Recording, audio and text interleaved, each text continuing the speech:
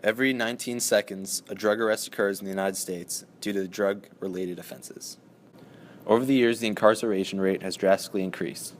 Half of the people in federal prisons are serving a drug offense. Keeping drug users incarcerated is not only completely pointless, but it's also a waste of money.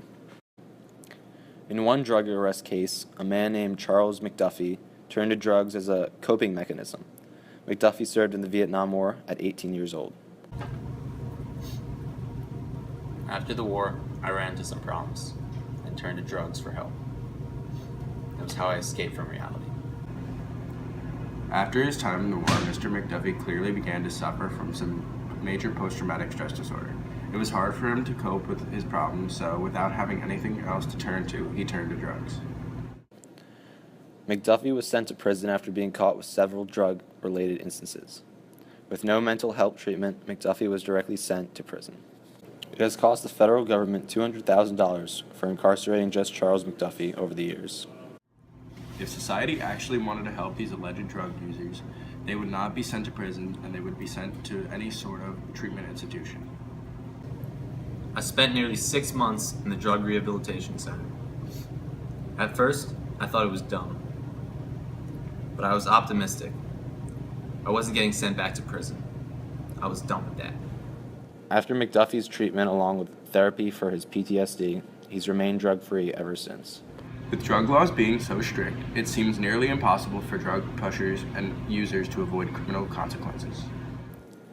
Possession of marijuana itself, along with other recreational drugs, can lead to an expensive fine or 15 to 25 years in prison depending on the drug and the amount being possessed.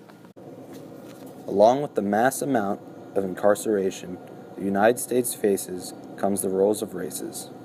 African Americans and Latinos constitute 57% of people in state prisons for drug offense.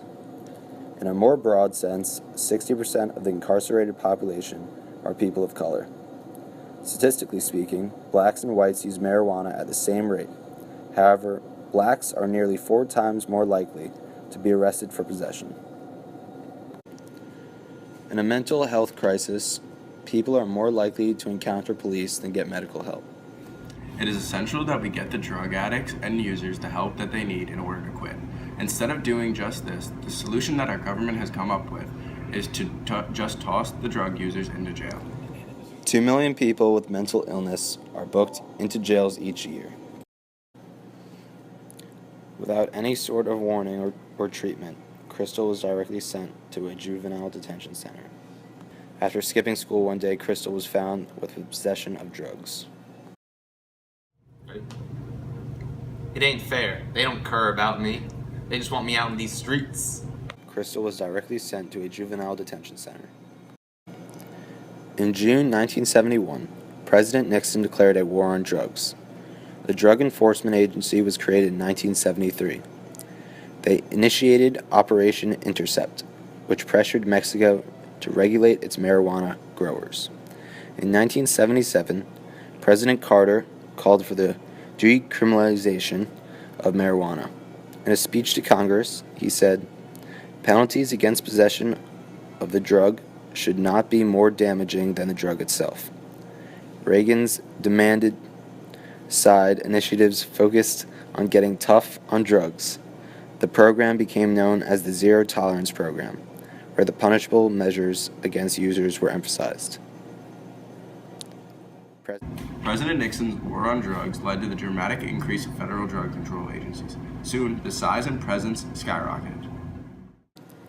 Nixon's new reform laws called for things such as mandatory sentencing and no-knock warrants, Meaning law enforcement officers can now enter property without immediate prior notification of the residents, such as by knocking or ringing a doorbell.